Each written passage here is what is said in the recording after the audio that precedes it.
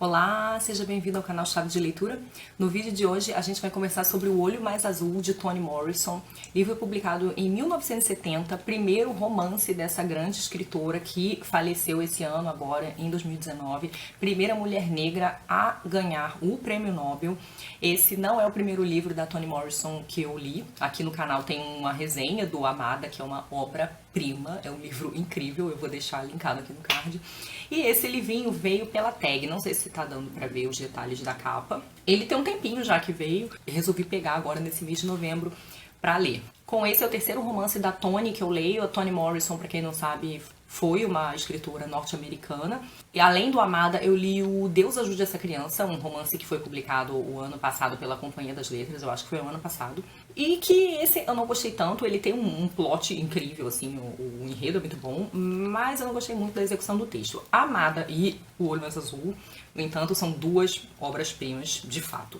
Esse livro ele vai tratar de racismo estrutural, enraizado, uma coisa assim bastante arraigada na cultura de um povo e os efeitos trágicos, tremendos, deletérios que isso tem na vida de uma criança chamada Pécola. Eu vou chamá-la de Pécola, embora eu ache que em inglês seja algo como Piccola. É um livro narrado de múltiplos pontos de vista, então ele vai variar, ele tem narrador onisciente, mas ele tem uns narradores em primeira pessoa também. A Piccola, no entanto, nunca tem sua própria narração, tá? A gente tem lá um momento mais pro fim do livro, a gente acompanha um pouquinho os pensamentos dela, mas não necessariamente narrados em primeira pessoa, é algo como um diálogo. E o livro começa sendo narrado por uma menininha também, a Cláudia, né, que eu vou chamar de Cláudia para ficar mais fácil. A Cláudia, ela tem um contato com a Piccola no determinado momento, tanto porque elas estudaram na mesma escola, quanto porque por uma questão familiar bastante complicada. A Piccola era de uma família bastante humilde, uma família também bastante violenta, uma família que acaba chegando numa situação bastante complicada e onde as pessoas meio que se separam, né? Cada um vai para um lado, o pai vai preso, enfim, e ela acaba sendo mandada pelo serviço social para a casa da Cláudia. A Cláudia tem uma irmã, em vários momentos ela narra a relação dela com essa irmã, e a gente vai analisando os diferentes níveis de racismo. Essas pessoas são de Ohio, que é o lugar de origem da própria Toni Morrison, então a Toni Morrison aqui está tentando dar voz a um grupo de pessoas, negros especificamente, de uma realidade com a qual ela estava bastante familiarizada, e o romance é um ótimo veículo para isso, né? Porque assim, a Toni, ela fala de questões muito específicas sobre racismo, como colorismo, racismo estrutural, mas é diferente falar disso no romance do que falar, por exemplo, num ensaio, num texto de sociologia, algo do tipo. Porque aqui você põe os personagens, os sujeitos falando, né? E sendo a Toni desse mesmo universo, né? Eu li que ela era uma pessoa de classe média, mas uma pessoa ali de Ohio, que provavelmente frequentou essas comunidades de negros, né? Esses bairros onde a maioria das pessoas era negra. Ela reúne, a partir da sua própria experiência, o material para fazer esses personagens falarem. Então você tem essas meninas, a Cláudia falando, e a gente vai ter um pouco da visão dos demais personagens. Logo de cara, no primeira página, a gente descobre que essa menininha Pécola, ela tá grávida do próprio pai. As meninas, a Cláudia e a irmã dela, não entendem muito bem por que isso está acontecendo. Num dos primeiros capítulos, a Cláudia diz assim: cá entre nós não houve cravos de defunto no outono de 1941. Na época, pensamos que era porque Pécola ia ter o bebê do pai dela que cravos de defunto não cresceram. Um pequeno exame e muito menos melancolia nos teriam provado que as nossas sementes não foram as únicas que não brotaram. As de ninguém brotaram. Nem mesmo os jardins que ficam de frente para o lago exibiram cravos de defunto daquele ano. Mas estávamos tão profundamente preocupados com a saúde e o nascimento do bebê de Pécola que não conseguíamos pensar em outra coisa que não fosse a nossa magia. Se plantássemos dizendo as palavras certas, as sementes brotariam e tudo daria certo. Não é por acaso que esse diálogo está aqui. Aqui a Toni está tentando desenvolver uma metáfora muito importante, que é a dessa coisa enraizada, né? Então, por que as sementes das meninas não floresceram ali, né? Por que essas raízes não brotaram naquele solo? E em grande medida ela está querendo dizer aqui que a dignidade do povo negro é que não floresce, não enraiza aí nesse solo. E ela vai voltar a essa metáfora algumas vezes ao longo do livro, em relação ao que essas pessoas sofrem, em especial a pequena Pécula. O título do livro diz menção a um desejo muito grande que a Pécula tem, porque a Pécula é uma menina absolutamente aviltada, ela sofre preconceito de todos os lados. O livro não diz isso de modo muito escancarado, mas a gente percebe que a Pécula e a família dela são negros mais escuros. E isso faz com que todas as pessoas se refiram a eles como as pessoas mais feias. Uma família muito feia, as pessoas mais feias que eles já viram na frente. Mesmo os outros negros. E a questão do colorismo, ela está muito presente aqui. Quando eu li O Deus Ajuda Essa Criança, essa era uma questão muito importante lá também. Então parece que era uma questão bem importante para Toni Morrison. E esse sendo o primeiro romance dela, ela já começa trazendo essa diferença de relação entre as pessoas, os negros mais claros, os miscigenados. Então a Pécula, mesmo sendo uma criança, por ser uma negra muito escura, era uma pessoa totalmente desconsiderada, sofria muita violência verbal, psicológica, física, tanto das pessoas da sua própria família, quanto das pessoas com quem ela convivia no bairro. As únicas pessoas que tratavam a Pécula mais ou menos bem eram as 3 prostitutas que moravam em cima da casa dela. Então a Pécula começa a achar que a vida dela vai ser muito melhor se ela for bonita. E o que significa ser bonita? Ter os olhos mais azuis que ela já viu que já existiram no mundo, né? Então ela internaliza esse racismo e ela idealiza uma beleza que é branca, né? Então essa estética branca. O livro, ele tem várias passagens de uma cartilhazinha de educação infantil que conta a história de 2 menininhos, uma casinha, um cachorrinho, eles vão brincar, não sei o que, um menininho e uma menininha. E essa historinha, ela fica sendo repetida em vários momentos. Ela primeiro aparece no primeiro capítulo e depois ela vai aparecendo no início de vários outros capítulos, assim, com as letras todas grudadas, como se fosse... sei lá, como se fosse uma espécie de mantra obsessivo, sabe? E essas coisas não estão aqui por acaso. Essas crianças, elas eram brancas, né? E os ícones de beleza da época eram brancos, como a Shirley Temple, que é citada aqui, uma menininha famosa de vários filmes. Então, a Pécula e essas outras meninas, elas sabem, elas na verdade aprendem que tem alguma coisa errada com elas e que elas estão muito distantes desse padrão de beleza. Eu vou ler um fragmento aqui que me marcou muito, que é uma fala da Cláudia. Ela vai dizer assim: eu destruía bonecas brancas, mas o desmembramento de bonecas não era o verdadeiro horror. O que realmente aterrorizava era a transferência dos mesmos impulsos para garotinhas brancas. A indiferença com que eu poderia trucidá-las era abalada apenas pela minha vontade de fazer isso. Para descobrir o que me escapava, o segredo da magia que elas exerciam sobre os outros. O que é que fazia as pessoas olhar para elas e dizer: ah, mas não para mim? O olhar de mulheres negras ao se aproximarem delas na rua e a meiguice possessiva com que as tocavam quando lidavam com elas. Isso é muito forte porque a Cláudia percebe aqui já a diferença mesmo das pessoas negras em relação a elas. E isso acontece de forma ainda mais radical na família da Pécula, porque a mãe da Pécula não trata ela muito bem, não tem paciência com ela, não tem carinho, não tem amor, mas a mãe da Pécula é faxineira na casa de pessoas brancas, de pessoas com nível socioeconômico melhor, e que são brancas, e com essas pessoas a mãe da Pécula é carinhosa, é atenciosa, é gentil, é cordial, né? E tem uma cena assim mortificante de evidenciar esse contraste, que assim realmente de partir o coração. Esse é um livro que vai te dilacerar nesse sentido, né? Ele tem cenas de violência, agressão, opressão, machismo, abuso, racismo, que são realmente muito revoltantes. A Toni aqui nesse livro tenta explorar de modos muito profundos e variados as diferentes maneiras como o povo negro sofre os efeitos desse racismo estrutural, né? Um racismo muito profundo que causa uma segregação muito evidente. E isso se manifesta em grande medida na internalização dos próprios negros da sua inferioridade, né? Dessa pretensa inferioridade, porque não é inferioridade real.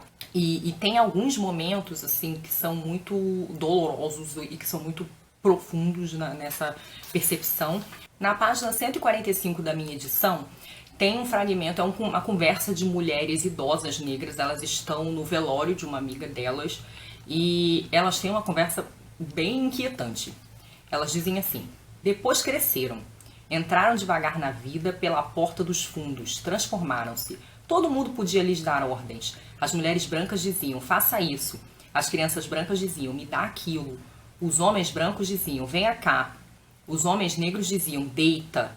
As únicas pessoas de quem não precisava receber ordens eram as crianças e as outras mulheres negras. Mas elas pegaram tudo isso e recriaram a sua própria imagem. Administravam a casa dos brancos e sabiam disso. Quando os brancos espancavam seus homens, elas limpavam o sangue e iam para casa receber maus tratos da vítima. Batiam nos filhos com uma mão e com a outra roubavam para eles. As mãos que cortavam árvores também cortavam cordões umbilicais. As mãos que torciam o pescoço de galinha e abatiam porcos também cuidavam de violetas africanas até que florissem. Os braços que carregavam feixes, fardos e sacos também embalavam bebês. Elas moldavam biscoitos farinhentos em ovais de inocência e amortalhavam os mortos. Aravam o dia inteiro e iam para casa para se aninhar sobre os membros dos seus homens. As pernas que cavalgavam o dorso de uma mula eram as mesmas que cavalgavam os quadris de seus homens. E a diferença era toda a diferença do mundo. Esse fragmento me lembrou muito o Mulheres Raça Classe, da Angela Davis, né, onde ela tenta mostrar o quão baixo na escala social estão as mulheres negras, né? No pós-fácil dessa edição, pós-fácil escrito pela própria Toni Morrison, ela diz que não é por acaso que ela escolhe uma criança negra para mostrar os efeitos desse racismo estrutural. Porque ela diz que se socialmente as mulheres já são um grupo mais desprivilegiado, dentro desse grupo as mulheres negras são um grupo mais desprivilegiado e dentro desse grupo as crianças são as mais vulneráveis possíveis, né? Então ela vai buscar mostrar os graus intoleráveis de sofrimento a que esse grupo pode chegar. E aí eu vou descrever aqui um pedacinho da discriminação sofrida pela Pécula. Passava longas horas sentadas diante do espelho tentando descobrir o segredo da feiura. A feiura que a fazia ignorada ou desprezada na escola, tanto pelos professores quanto pelos colegas. Era a única pessoa da classe que sentava sozinha numa carteira dupla. A primeira letra do seu nome sempre a obrigava a sentar na frente. Mas e Marie Apollinaire? Marie ficava na sua frente, mas dividia a carteira com Luque Angelino. Os professores sempre a tinham tratado daquele jeito, tentavam não olhar só para ela.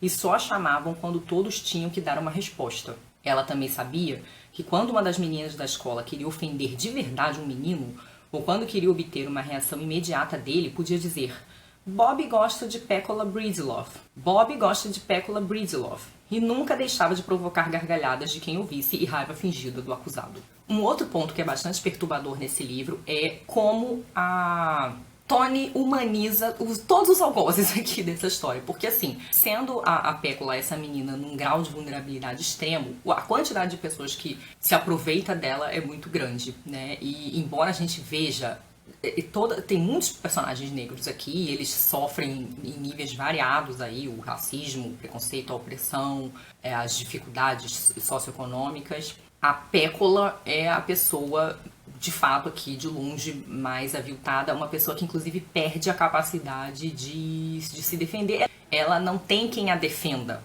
e quem ensine para ela que ela é digna de defesa. Então ela acaba perdendo totalmente a noção de que ela deveria, de certo modo, se defender. Mesmo a família dela não oferece isso a ela, porque a família dela já tá num nível de segregação social muito grande. Só que a Toni Morrison, ela não vai transformar essas pessoas em pessoas terríveis, pura e simplesmente. A nossa relação com esses personagens, ela vai mudando ao longo do livro, porque não é que ela vai mudando, ela vai se complexificando, vamos dizer assim. Porque a Toni intercala vários capítulos onde ela vai contando a história desses personagens, vários desses que violentaram ou tiraram proveito da Pécula de algum modo. E ela vai mostrando como essas pessoas chegaram em quem elas são hoje, né? O que aconteceu com elas para que elas se tornassem essas pessoas odiosas, viciadas, totalmente descontroladas ou aproveitadoras, abusivas. Então, o que a Toni faz aqui é mostrar como o racismo estrutural nos Estados Unidos, ele cria um ciclo de violências. Ele avilta de tal modo as pessoas que isso vai se reproduzindo, isso vai se replicando em violências que as pessoas negras cometem contra si próprias. Porque é como se elas vão perdendo o acesso a a bondade, de certa forma, ou uma certa solidariedade. Então elas vão violentando umas às outras. Eu acho que esse fragmento das mulheres idosas tem um pouco a ver com isso, porque elas acabam sendo violentadas porque o marido delas apanhou, né? Então, assim, elas vão sofrendo, vai virando aí uma cadeia de violência, onde elas estariam, assim, no nível mais baixo, vamos dizer assim, na ponta da fila. Então elas vão recebendo aí uma violência acumulada que vem de cima para baixo, de uma certa forma. A gente sabe logo nas primeiras páginas que a Pécola ficou grávida do pai, então a gente sabe que ela vai sofrer aí uma violência muito grande, muito extrema. Mas mesmo esse pai, o Charlie Breedlove, a gente vai entender o que aconteceu com ele, né? A vida que ele teve, a vida de abandono, a vida de desprezo, para, de uma certa forma, entender a pessoa que ele se tornou. Não é uma tentativa de justificar o que ele fez de maneira nenhuma, mas de entender a situação em que essas pessoas são não só negras, mas de baixo extrato social, estão sujeitas, né? E como elas ficam brutalizadas, né? Então, eu acho que brutalizada é uma palavra boa, assim. Esse livro, ele mostra muito como essas comunidades vivem e replicam ciclos de brutalização, né? Sendo a Pécola essa menina totalmente vulnerável, ela não tem muita condição nem de elaborar o que acontece com ela, né? É realmente, assim, uma das coisas mais pungentes do livro. A Cláudia, no entanto, por não ser tão negra quanto a Pécola e por ter uma família um pouquinho mais ajustada, ela consegue perceber certas coisas e se perguntar e elaborar sobre elas. Não por acaso ela narra vários capítulos. E tem um momento aqui que ela vai falar dessa coisa do racismo assimilado pelos próprios negros que me lembrou muito o Memórias da Plantação, livro que eu resenhei aqui no canal, especialmente nos momentos em que a Grada Quilomba explica as teorias do Fanon, de como o preconceito, as situações de preconceito, de racismo, elas acontecem com, você tem a pessoa negra tornada objeto, uma pessoa, um sujeito que age de modo preconceituoso contra essa pessoa negra, e uma terceira pessoa que pode ser uma pessoa ou pode ser uma plateia que assiste e não faz nada, né? E esse não fazer nada, de certo modo, confirmando, corroborando a postura do racista. E na página 49 da minha edição tem essa passagem que me lembrou bastante disso. A gente olhava para eles e ficava se perguntando por que eram tão feios. Olhava com atenção e não conseguia encontrar a fonte. Depois percebia que ela vinha da convicção deles. Era como se algum misterioso patrão onisciente tivesse dado a cada um deles uma capa de feiura para usar e eles a tivessem aceitado sem fazer perguntas. O patrão dissera: vocês são feios. E eles tinham olhado ao redor e não viram nada para contradizer a afirmação. Na verdade, viram sua confirmação em cada cartaz de rua, cada filme, cada olhar. Sim, disseram, o senhor tem razão.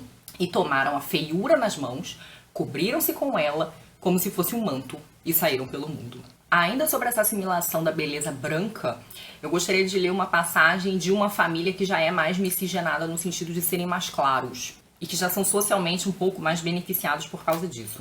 Ele odiava ver vazios os balanços escorregadores, barras fixas e gangorras e tentava fazer os meninos ficarem por ali o máximo possível. Meninos brancos, a mãe não gostava que ele brincasse com pretinhos. Ela lhe havia explicado a diferença entre mulatos e pretos. Era fácil identificá-los. Os mulatos eram limpos e silenciosos. Os pretos eram sujos e barulhentos. Ele pertencia ao primeiro grupo, usava camisas brancas e calças azuis. Cortava o cabelo o mais rente possível para evitar qualquer sugestão de carapinha e a risca era desenhada pelo barbeiro. No inverno, a mãe passava loção Jergens no rosto dele para que a pele não ficasse cinzenta. Embora fosse clara, a pele podia ficar cinzenta.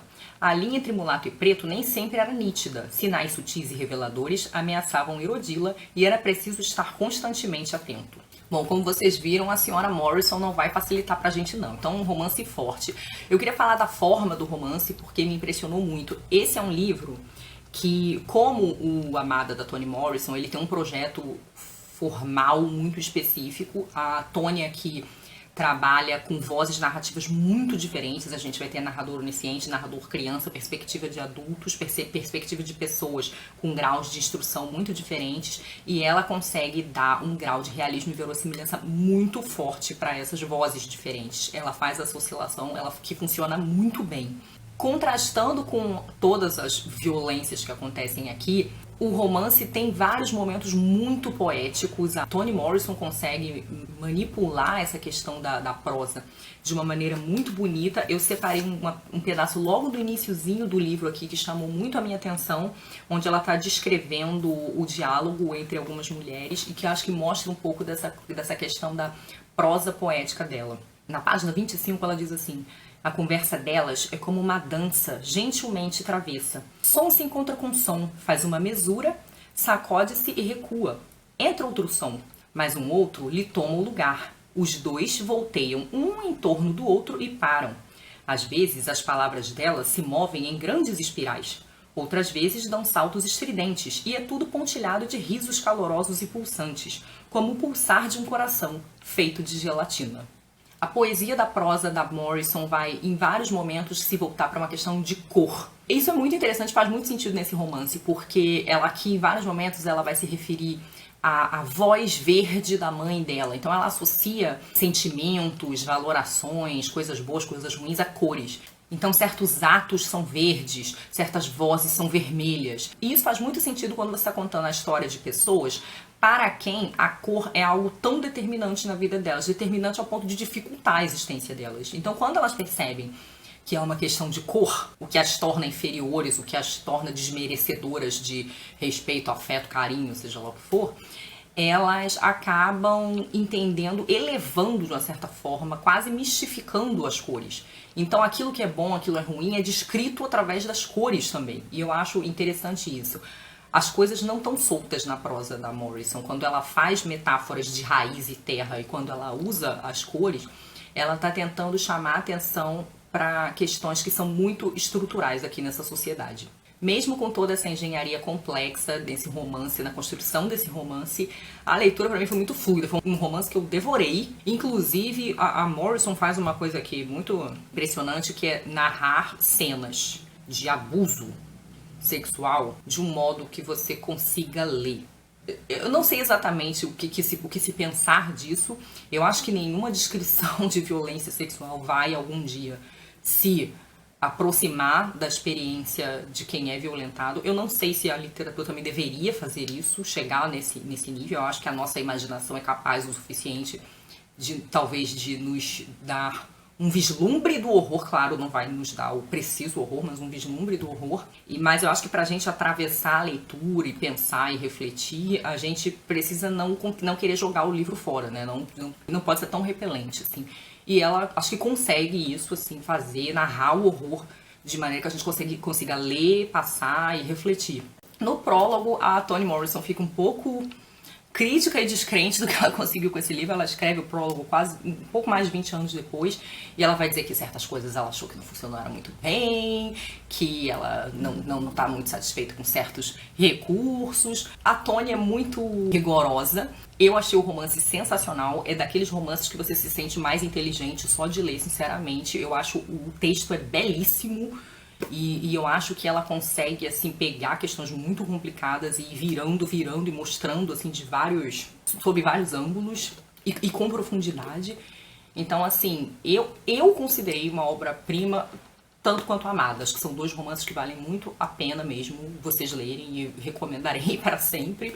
Então, acho que eu não concordo tanto com as críticas, com a revisão crítica que ela mesma faz da obra dela, tá? Me digam se vocês já leram, se alguma obra da Toni Morrison ou O Olho Mais Azul, e o que vocês acharam. Beijos e até a próxima. Tchau!